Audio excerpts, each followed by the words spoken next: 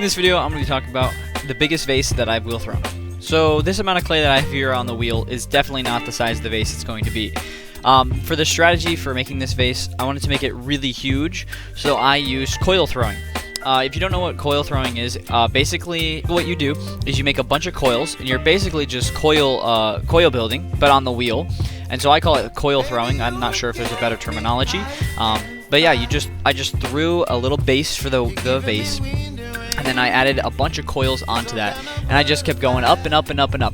And now, this was one of the first times I've ever done this, so of course there were some struggles along the way.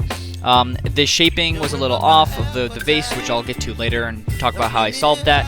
And the reason I'm coil throwing is because I find that when I'm just doing coil building off the wheel, it goes a little bit slower, but when I'm coil building on the wheel, it seems like it speeds up the process exponentially, just because I can put down a coil on top of the piece, smooth it out, and it's done.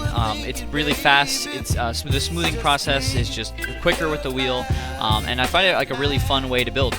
For this vase, I really wanted it to be huge, so I made a bunch of coils and just kept going.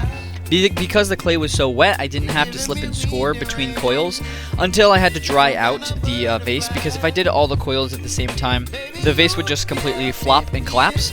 So I had to put it inside the hot box, which dries up the clay a little bit, and then I could add on more coils later. By doing this on the wheel, I could add a coil and then use a rib and smooth out the side, and then I could also use some water and my sponge, and I can pull the clay up so it's a little thinner than it would be as just like a normal coil. And so I'm basically throwing the clay after I attach it as a coil. But I don't wanna miss you, baby, so I stand up and speak just my mind. Oh. One struggle that I really had in this project, though, is not being able to pull up that thick of clay. So the coils were pretty thick and a little heavy, and so it made the vase really heavy. So I couldn't fully pull that much clay up and make it really the thickness that I wanted. So it was consistent, but it was consistently thick, which posed a problem later. But to fix that, I just trimmed it a lot. I had to just use my trimming tools once it was leather hard and just trim the sides of the vase a lot. You're some kind of butterfly. Baby, you give me ice and fire. Another problem I had was weight issues. So I didn't let the bottom dry enough, and then I started getting these like little folds and wobbles. So I had to take a break from it, let it harden up a little bit more, and then I ended up smoothing that over later with just a rib on the inside of the vase and a rib on the outside of the vase. A sponge also worked great for it, and going along with this shape I wanted, I had sketched a bunch before the project, but I wasn't really exactly sure how big this was going to be until it was on the wheel. I just wanted to make a really big vase. The end result wasn't really what I was expecting it to be, but this project was for a project we did inside my Ceramics 4 class. We had to do a mystery project. That was the assignment. We had to make a project that showed or that went along with the prompt of mystery or mysterious. So for this project, the reason I made this vase is because I wanted the mystery to be what was happening to the vase. I didn't record this, but basically what I did was I threw a giant vase, and then I cut out and attached blocks and pixels to the vase to be like a mystery of what's happening to it.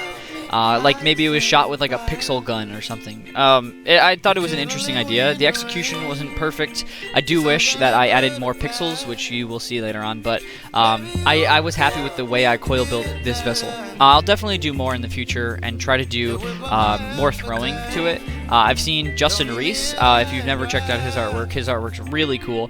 He does giant vessels, which I saw him demonstrate at Insika. He threw a humongous bowl, and then he threw another one on another wheel, like a giant bowl, and then he flipped one upside down and attached it to the other and makes these humongous vases. Mine's not quite that big, but this is definitely one of the bigger vessels that I've ever made on the wheel. I enjoyed the process of refining the shape. You can see here through this time lapse, it's definitely wobbly. The vase is not perfect. It's not completely symmetrical, which I definitely have to work on. But just smoothing it out over time, it became more symmetrical, more perfect, and more more vase-like. And then I did a lot more trimming, like I'd mentioned, to thin up and make it a lot lighter. And then this is what it looked like when it was bisqued. So I had added a bunch of pixels, and then this was a few weeks later after I added a bunch of details and pixels and stuff. After the bisque firing, it does shrink, so it does look a lot smaller now. But I liked the way the pixels interact with the shape, the circular shape. So hope you guys enjoyed the video. See you in the next one.